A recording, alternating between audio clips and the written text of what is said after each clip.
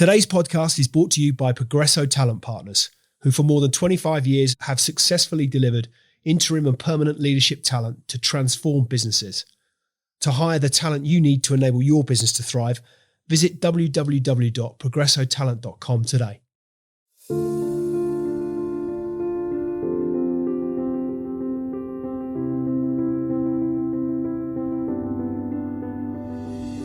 My guest today is Emery Brusset, author, evaluator, humanitarian, and one of the most quietly important voices in global aid. For over 35 years, Emery has worked in some of the most complex and crisis-affected regions on Earth, from Iraq to Rwanda to Ukraine, Sudan, and Libya.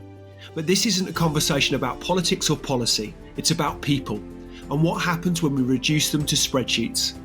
Emery spent his life building accountability systems for the UN, for governments, and for the agencies trying to do good. But he's also grown disillusioned with the disconnect between data and reality.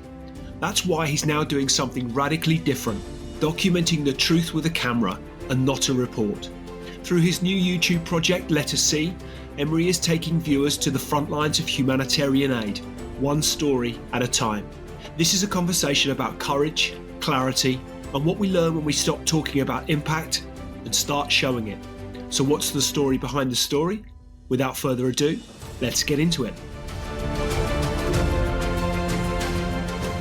Emery Brusset, welcome to Extrology. Great to have you here as my guest today. And I want, if I may, to start with the person behind the evaluator.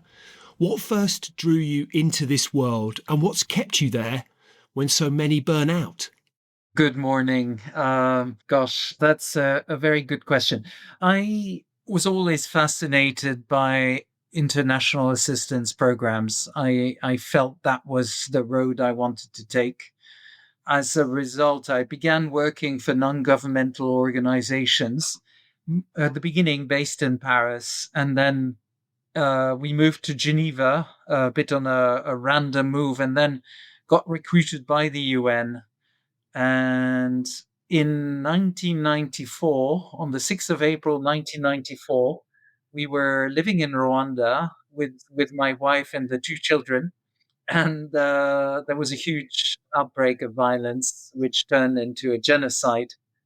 We were evacuated. It was a little bit tricky. And so I decided to keep the family away from these places, away from humanitarian crises, but still wanted to carry on, and ran into a gentleman at the Overseas Development Institute in London who was beginning an evaluation of Rwanda. And so I began doing evaluations. Which are performance assessments. They're about understanding. It's a bit like an audit, but it's looking at whether results are achieved. And that's actually been really rewarding because it's about helping those who help others. It's about helping them reflect on what they do, rather than the emergency mode that often dominates, and the tunnel vision that dominates in emergency assistance. I don't know if that was the answering the question. Absolutely. I'm fascinated. So where did that fascination with international assistance stem from? Because I guess there are, as we grow up, there are certain career paths that quite naturally, whether that's through family influences or friends or networks or tutors, mentors, teachers, there are lots of kind of influences and things we hear about as we grow old or as we age. But international assistance is it's a broad church. Was there a moment when you first found yourself inspired by what it is that, for example, in the first instance, NGOs were doing? We don't know, of course, why we take certain paths and not others, do we? I mean, there are forces. One thing which sort of has defined my path is a spiritual choice. I've wanted to help other people. I've always felt that if we can't do that, we are not giving back what we receive. And the main way to do that, I've also been brought up internationally. And I grew up in India, which is why I speak English the way I do, even though I'm French. And then we moved to Argentina. That gave me the ability to work internationally quite easily. And so, hence the orientation I took towards international assistance. You've mentioned Rwanda already. We're going to talk to, through the course of our conversation, a lot, I suspect, around places you've been to, things you've seen, and clearly bring us up to date with what you're doing now. But, you've been in war zones, you've been in refugee camps, you've been in post-disaster regions for quite literally decades. Is there one moment that still sits with you when the cameras are off? Certainly, that evacuation in Rwanda, we went into a convoy which took us into one of the UN transport planes. They were actually Ukrainian pilots, oddly enough, and we were flown to Nairobi with two boys and two bags. And coming off the plane, nobody understood what was going on in Rwanda, but I felt this is not something I want my family to be exposed to. And that decision took us back to Europe, back to living in stability and safety. But at the same time, I'd already been in the UN for 4 years. And so the natural move was to look for work in that area. We we quickly spent all our savings, but fortunately, I found this work in doing evaluations and assessment. And I've always felt that being on the side, being helping people understand, helping them reflect about the consequences of what they do, was what I was really best at. The thing that strikes me about that experience, and it's not something I've had to contend with myself, so I don't speak from experience, but my observation might be that it must be incredibly challenging that what's brought you there in the first place is service. And we've talked already as to your desire to serve others and your purpose to serve others. And I'd imagine you're conflicted with a sense of protecting your family and that instinct to protect those that you love, your nearest and dearest, and those that you've come to help that you're having to leave behind. I'd imagine that creates some real friction in your own mind and a real challenge to overcome. Is that a fair assessment, if you like, of the circumstances in which you found yourself? I think anybody who's been in conflict knows that there's no completely pure feeling. You're always torn. You're always thinking about the people left behind. You're always thinking you were lucky and did you deserve it? In over the course of the years, I've always felt that even though we try to help, there's all sorts of barriers that come up. Some are cultural and they're very difficult to overcome. Some are just the distance that language creates. But then there's also the administrative aspects. Even an evacuation is guided by protocols, by all sorts of rules that you feel are not right. Mm. After working with the UN and even as an evaluation consultant, I found that people spend a lot of time in these organizations in meetings, and that's something which again creates a distance. The reporting that these organizations carry out is often partial. There's often a loss of sense of who the real people are behind these figures, behind these indicators that we're asked to look at. And so for us to do what we need to do, we need to get back to the field. We need to get back to where the people are and understand what they're going through with all the contrasts and the conflicts that come with these situations. And how would you propose, what's your solution for that? I mean, because that strikes me as, even if without wishing to get into politics here this morning, but if we go to the extremes of what we're experiencing on a geopolitical basis at the moment from our supposed, well, certainly elected leaders, but let's not necessarily refer to them as leaders. But that in some parts of the world, there is this sense of ripping up these established institutions that have served so many for so long. Have they lost sense in your experience of what they were built to deliver? and become these kind of huge monoliths and just bureaucracies far removed from the reality of delivering solutions to those that need it most. I think we need to think constructively about that and about what's happening around the world. So let me put it in three in the three parts. The first is that we need to be fair to these organizations that deploy people in difficult circumstances. I was recently in Somalia, in Mogadishu, Mm. and I witnessed people posted there that receive shells, mortar shells, more often than not, and they really are risking their lives. They really are taking risks. So at the same time, and this is the second aspect, the funding environment for them is changing quite dramatically. The US budget cuts are rippling through. It's like a domino effect, and you can see that there are programs that will have to stop. But, and this is my third point, I've come to the conclusion that we live with digital technology. We live in an age, and this conversation is a witness to that, where we can bridge distance. We can actually reach out, communicate, share information in very new ways. And the evaluation reports we produce are big reports that sink into these large organizations and don't necessarily get read, not widely. And I've come to the conclusion with colleagues that now is the time to begin using social media, to begin using film, to begin using technologies such as drones, which are getting a bit of a bad name with warfare, but they're also constructive tools to collect information and share it in a way that sort of reduces the usefulness of these large bureaucracies. And they're not just single organizations, it's a cascade of organizations funding other organizations, funding other organizations.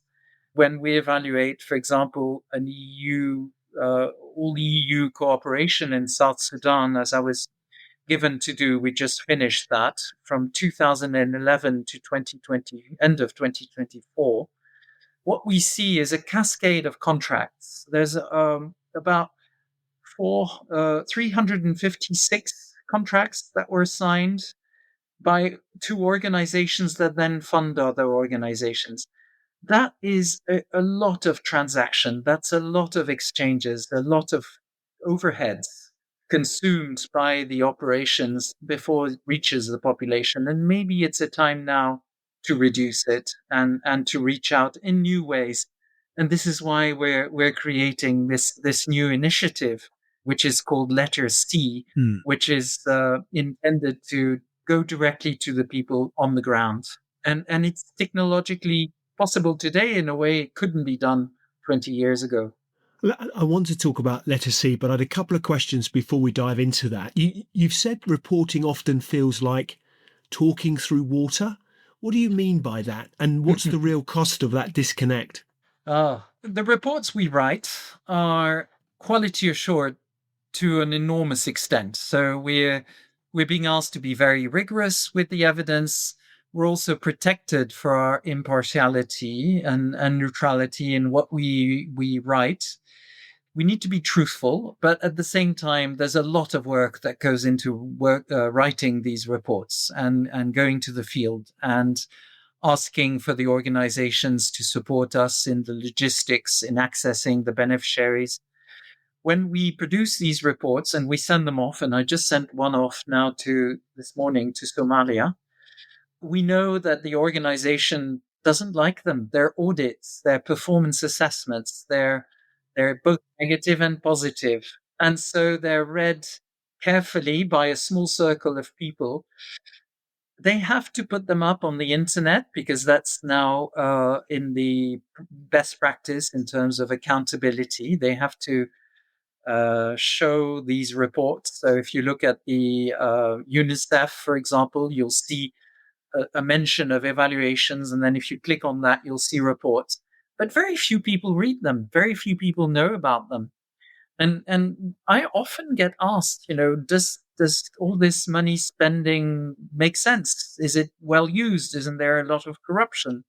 And there are audits and there are evaluations, but it doesn't get through. It's like it's captive to interests, to technocratic dynamics. And so, even though I'm do this full time, I write these reports, and I believe they do have some impact. They're read, and sometimes, hopefully, more often than not, the recommendations are implemented, and programs improve. But at the same time, it does feel very remote from the ground. And given that you've written more than 100 evaluations, what's broken in the way institutions define and measure impact? It's not necessarily broken. It's difficult. It's very difficult to do. And there are different methodologies, and we are given some freedom in choosing these methods on measuring impact. So there are indicators, there is evidence marshaled to explain what results have been achieved. At the same time, I found that we tend to be asked. So I'll dive a little bit into methodology questions here. We're given objectives. Here are the objectives the organization is pursuing. Please tell us whether we've achieved them. The problem with that is that the reality reflected in these objectives may not be the reality on the ground. And as a result, we tend to evaluate based on indicators that are reflecting this organizational reality rather than on the ground. So I'll give you an example. It dawned on me when I was doing an evaluation of relief kits. It was funded by the Danish Ministry of Foreign Affairs, given to Save the Children Denmark, who then contributed to Save the Children UK, who then worked with local organizations in South Sudan. So you have to see that the reality is different for each one. For the Ministry of Foreign Affairs in Denmark, it was to help displaced people in South Sudan and prevent refugee outflows into Kenya. For Save the Children Denmark, it was supporting Save the Children UK. It was being part of that game, sitting at the table. For Save the Children UK in Nairobi, it was about, okay, we're getting additional assistance here. These relief kits, we buy them. They're plastic boxes. They contain a blanket, a machete, a cooking pot, a few utensils that will make a family more comfortable, but that can be snatched and you can move with it. It doesn't slow them down. And we can do this apart from nutrition programs. We can add food aid. We can do different things. So it's a nice complement. When you reach South Sudan and you ask the communities, how did you use these relief kits? They have no idea this is about displacement or being refugees. For them, it's like an asset, and they used it for dowry to get married. It's what you give to the other family to be able to get married. So it was a great, it's like receiving a bonus in your work.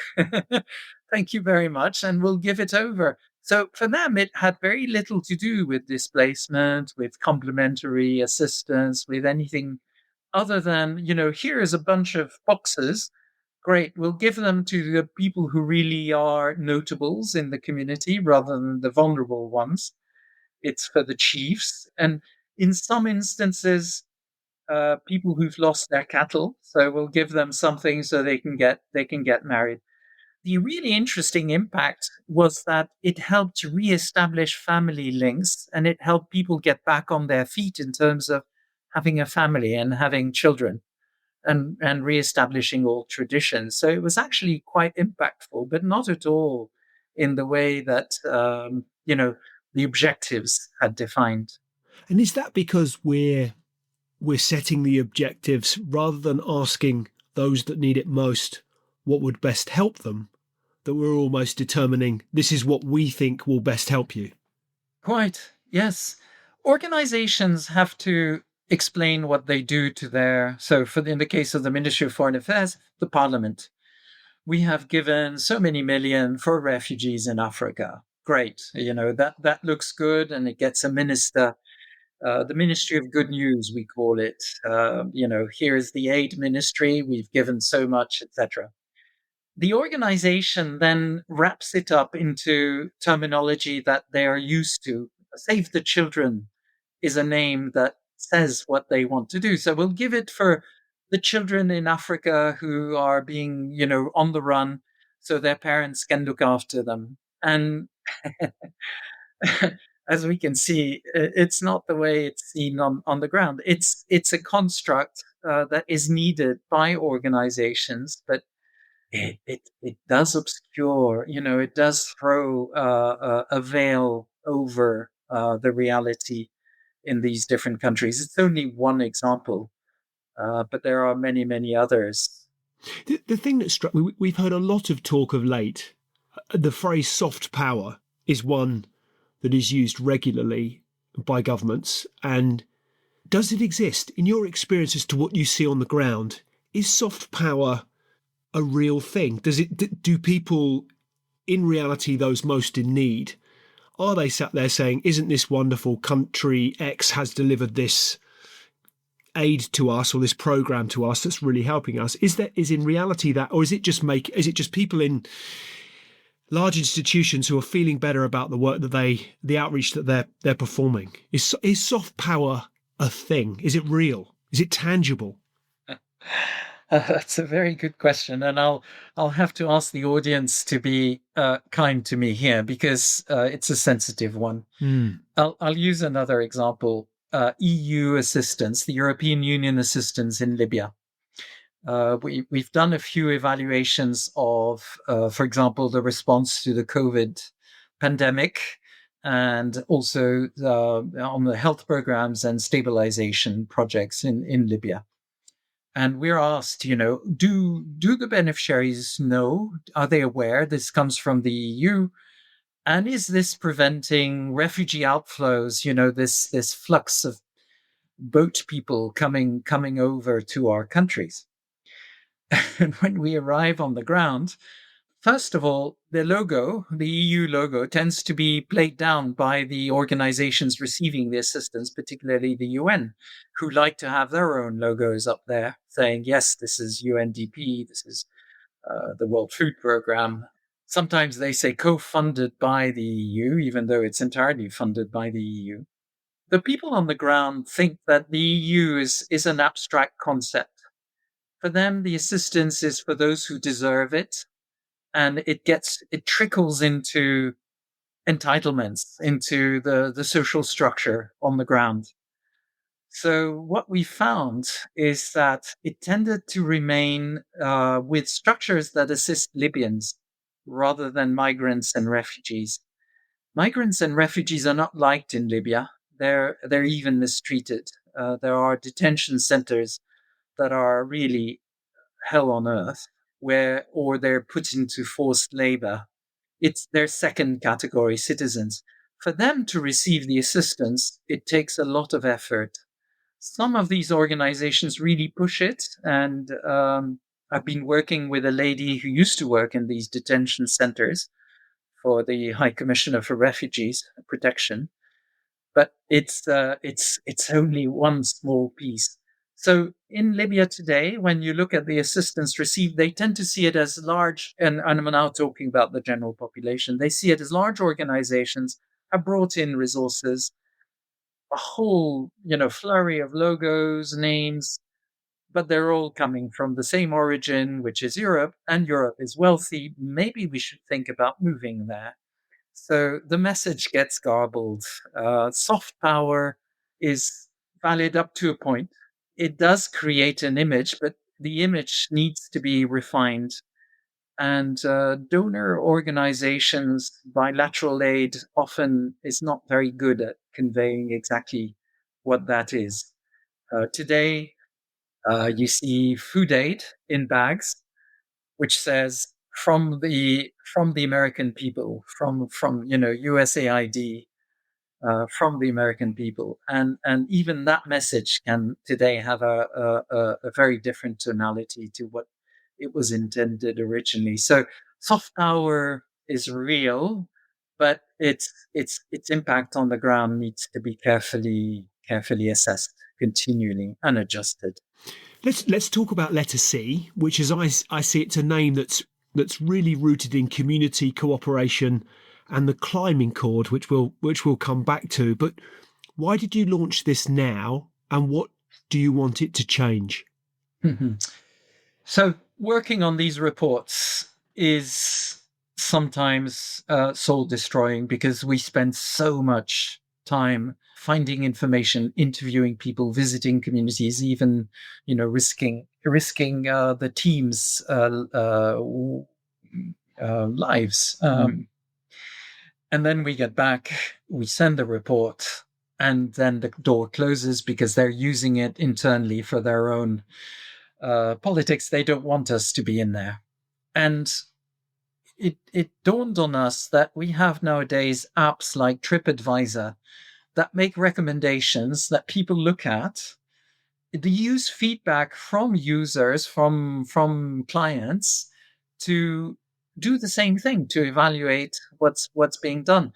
And so when we look at these apps and we look at the aid world, which seems to be a little bit obscure and hard to read, with a group of friends, we thought, why don't we create an app that does two things: identifies good projects and recommends them. So we started by trying to think of a software solution where you could click on a project and you could see whether your money is achieving results or not. You could even have trends, for example. But then when we went around talking to people, they said, that sounds really good. That's lovely. But where's your audience? Is anybody going to download this app? And then we thought, well, we should create the audience. We should create a membership and get people to understand what this is. And so Letter C was born. Letter C is a digital community, and on the ground, when you talk to the people who are leading the projects, leading the activities, and it's often one or two people who are really pushing, and then the others step in. They're really keen to have a public. They're really keen to exchange, to get advice. They're very keen to be able to express and describe what they're living through. And so, what Letter C wants to do is connect that reality with the reality of those who want to help in wealthier situations. And Letter C, at this point, we're not anywhere close to creating an app, but what we're trying to do is make people aware that there's another way of approaching international assistance. It's a deeply visual project. Why do you believe storytelling through video has a better chance of reaching the public than traditional reporting ever did? Yes, goes back to your question about why do I say it's like writing reports is like speaking through water. Big reports, we're constantly asked to write 150 pages, sometimes 200 pages for a single country, for a program in a country, a UN program or an EU program in a country. People don't read anymore. We read statistics. It's very odd. There are more and more books being published and fewer people reading. And at the same time, more and more people are watching images, communicating, sharing what they do through images. And that's not bad. There's information in a picture, in a video. There's a lot of information. It's what you call qualitative information. It can be measured, and a lot of the social media is around measurement. But at the same time, something else is happening. As I look at you now, I observe a lot more than I would do if I was reading a list of indicators. And that's very powerful. That's a form of companionship. It's a form of accompaniment, and it can lead to cooperation in projects. So it dawned on us that, in fact, drone images, other beneficiaries filming a health center, for example, on the ground, taking pictures of assistance being delivered, is a good way of conveying exactly what we had in evaluation reports. Hmm. And there's a realization about that amongst the aid agencies. They're now asking us to do infographics at the end of the evaluation, but they're still very static. Could you put a few pictures? Let's have a few graphs. Let's make it more easy for the general public to understand what the report says. But it's still coming from this world of reconstructed reality that the objectives and the indicators I spoke about uh, are really. And that, I mean, I watched your Libya video. I mean, it's very powerful. It pulls no punches. I agree totally that storytelling through video, it's very emotive. It's very evocative. You're calling out government indifference, food shortages, failed school feeding programs. What was the hardest truth to show in Libya? Well, there's some things you don't want to show. Yeah. Suffering is private and it has to be respected for that. There's also forms of injustice. For example, there's a picture I took in South Sudan on one of the roads going towards the border with Congo and Uganda, a place called Morobo, where you have uh, gatekeepers, you have groups of militia, they're not even soldiers, stopping all the traffic, stopping all the farmers going to market and asking for bribes, and sometimes behaving even worse. And that, first of all, it's difficult to take pictures of that because it's unsafe. They do not want pictures taken. And if you do, you need to describe it very carefully because these are power structures that the local population lives with. They'll tell you that's the main challenge. Why don't you deal with that? We had a workshop, what is called a focus group discussion, where we did a mapping, and that came through very clearly. These the violence committed along the roads, and they said, why is the UN so shy? Why is peacekeeping not stopping those things from happening? There are many reasons for that. It's to do with the politics in South Sudan, as you know, in that place. Violence has broken out again on a Mm. very large scale between different factions, and they're very well armed factions. But that's the reality that I prefer to treat as background. The real story is the people on the ground, the women who have gone through that. They're still there and they're still doing their best for their family, and they have a story to tell. They're very interesting people. They're really resilient. It's very clear to me that your values and your humanity and your empathy are very transparent.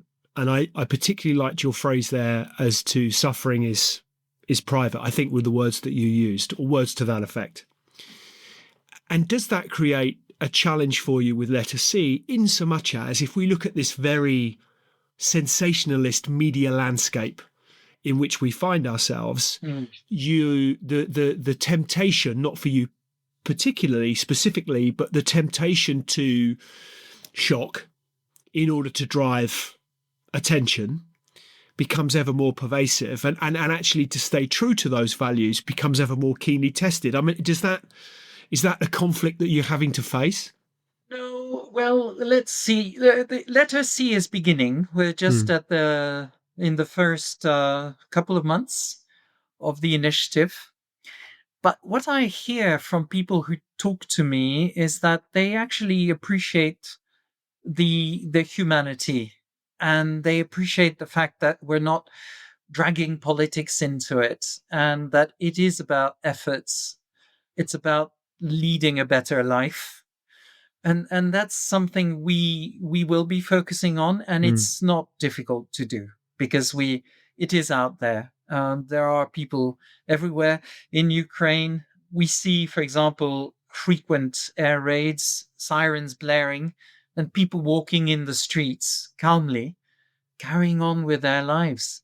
And that story is something that is recognized by everybody everywhere. We take our cars, we know we're running a risk, we have to be careful, but at the same time, we still have to take our cars. And that's the reality we all share. And that's probably what letter C needs to focus on is those common elements. Even though it's translated into a very different reality everywhere, it's those common points of humanity. I'm utterly convinced. I applaud you for that. You don't need my endorsement as to your approach, but I'm utterly convinced you will win. In the long run, you will achieve what you set out to achieve. I think there is this sort of surge for quick wins. That sense of longevity in many ways appears to have long gone, and we're focused very much on outcomes now. And that temptation to drive some sort of clickbait type offer to get instant eyeballs from which you can then skyrocket. It just seems so short termist and peters out very quickly. And I admire and greatly respect your commitment to the values that you hold dear. And I'm sure as a consequence, letter C will go from strength to strength to strength in a very sustainable way over a prolonged period of time because of those values. And let's go back. I mean, you mentioned Ukraine there. We've mentioned Somaliland, South Sudan. Is there a pattern that you're seeing in the international aid system that we urgently need to address? There's a pattern that comes from what the organizations are and how they conduct their work. It comes from the difference between the diplomats, the military, the aid workers. They have their own logic. At the same time, we have a lot of citizen engagement in these issues. Everyone has their pluses and minuses. And if I were to make a broad recommendation, is to not rush to conclusions, but to really try to understand the reality on the ground, collect information. I'll give another example, which was the tsunami that hit the Indian Ocean countries in just after Christmas 2004, where there was a rush to provide assistance. You know that just in Indonesia, 200,000 lives were lost in the space of an hour or half an hour. It was dramatic. The destruction was extensive. Whole coastlines were razed. We've all seen pictures of that. The problem is people responded by sending what they could and a lot of clothes. And the airport into Aceh, which is the city in Indonesia, which is the hub for that region, was flooded with boxes and boxes of clothes that nobody could use, that had to be destroyed. The response was generous. It was genuine. It was very fast, but it just clogged up the a more professional approach to the needs on the ground. So if there is a general recommendation, it's to be very careful and read about what's going on, what the issues are. This was spoken of by many of the organizations working there. There's ways of getting information. We all have methods, but it's important to, before responding, to actually get to as much reality as we can. It's always a bit distorted. It's always a bit biased, but it's important. Uh, there's a need to respond appropriately and not in a reflexive way or in an institutionally driven way. This is what we do. We only do vaccines, so we'll deliver vaccines, for example. That's not right. Yeah.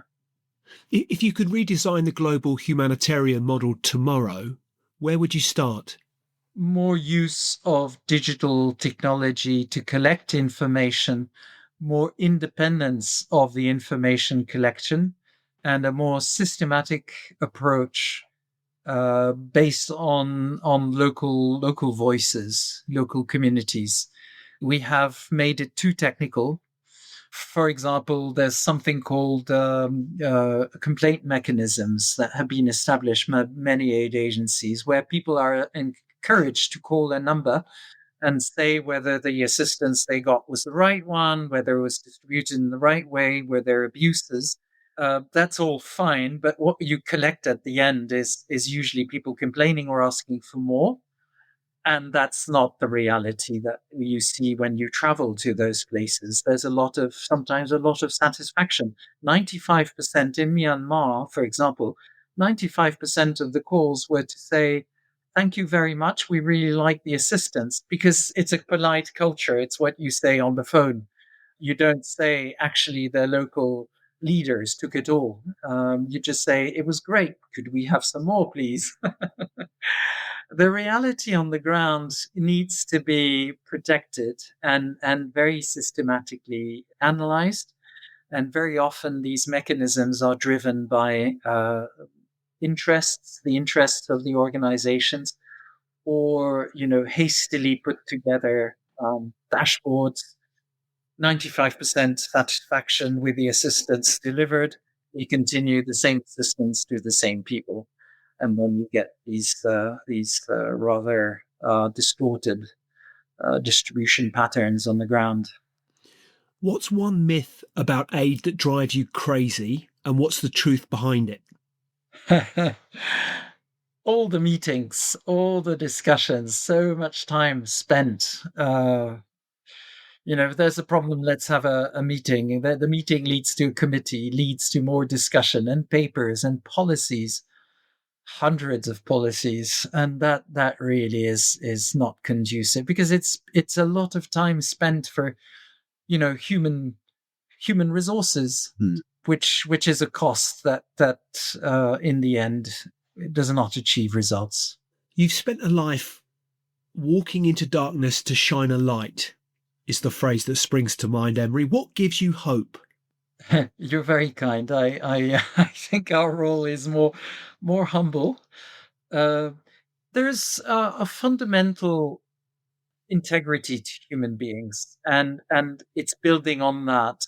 It's encouraging that is going to make the world a better place. We live in dangerous times because of technology, and the way technology tends to get away with us, and has an impact, whether it's environmental or human. But at the same time, looking at how people talk at home, what they do, how much they help one another, even in the most affected places, is what we can build on, and it's there. And I want to come back, if I may, to the Corday metaphor, which I think is beautiful. That idea, that notion of climbers tied together, rising as one. Who's been in your Corday across the years? Who's that person who you've climbed with together, that you've risen with? Who's been in your Corday across the years? It's the people who are helping people. There are admirable people I've met who take risks, who try to convey the messages, and have done a tremendous amount of work. There, some of them are aid workers. Some have been from the communities themselves and taken it upon themselves to build things. And our hope is that we can link them up. Our hope is that we can create a network. And so many people who will be listening to this could also be the same. Corde is a French word for people who are tied by a rope as they go up the mountain. The challenges are there. They're there for us to overcome. And I do think we can. And we can do it by acting with tact and a spirit of cooperation. And if Letter C does what you hope it will, what changes? What becomes possible that wasn't before? We could think in a few years, if we are successful, that social media can diversify, and some of it can also be about helping. Some of it could be about conveying messages and even transferring resources in the right way to the projects that are the most impactful. And that will come with conversations across, let's say, students who are now studying epidemiology, advising doctors in out of the way places in Liberia, in conflict areas, but even for example, in the Republic of Congo, where I was last week, which is very destitute. But instead of attracting the doctors away from these countries into developed countries where they get good salaries, let's provide them with the knowledge they need. And today, social media, digital communication allows us to do that. And you could even think of blockchain being used to that effect. You could think of artificial intelligence being harnessed to advise and to do good knowledge management on the ground for these projects. It hasn't happened yet. They're very isolated. It goes through this funnel. It goes through these reports that we write. We're nearly there, and I think in a few years' time we might see a different landscape emerging in terms of international assistance, international cooperation. Yeah. Emery, for the benefit of listeners, where should we send them? Where can they find out more about Letter C? Well, Letter C is we have a YouTube, an Instagram account. We also on LinkedIn. If you look for the name, it's letter-C. And please, the audience, do connect, do communicate, do ask questions, do push us, do advise us, because we're just beginning. So look for us on the internet and we'll be happy to respond. There's a little team that we've set up. We're all independent. We hope to be able to make it real thanks to that kind of interaction. So please do reach out. And rest assured, we will make sure that we've in the show notes, we've the links to Letter C, all the links that you've just described. And Emery, I want to thank you not only for the work that you've done, the truths you told, but I think equally as importantly, the stories that you're finally giving a voice and a face to. And certainly if Letter C becomes the movement it deserves to be, the world may just start listening a little differently. And I'm very proud, certainly, to help amplify it. So to our listeners, watch Emery's work, go to Letter C, share it, and next time you hear the word impact, ask who it's really for. So, Emery, thank you. I really appreciate you coming on the show here today to share your experiences and your vision for Letter C. I think it's a wonderful initiative, and I wish you every success. Thank you, Lee. Thanks to all. If this conversation resonated, do us and someone else a favour. Drop us a review wherever you're listening. It helps Extrology reach the people who need these conversations the most. Make sure you follow the show, subscribe on YouTube, and if you want to go deeper on the themes from today, identity, resilience, reinvention, head to our Substack where we break it all down and give you the tools to apply it in your own life. And if you're serious about building a career that actually matters, one built on more than just titles and trajectory, check out The Career Edge. It's our premium content for leaders, creatives, and high performers who want clarity, leverage, and long-term edge. Until next time, stay curious, stay courageous, and keep chasing performance with purpose.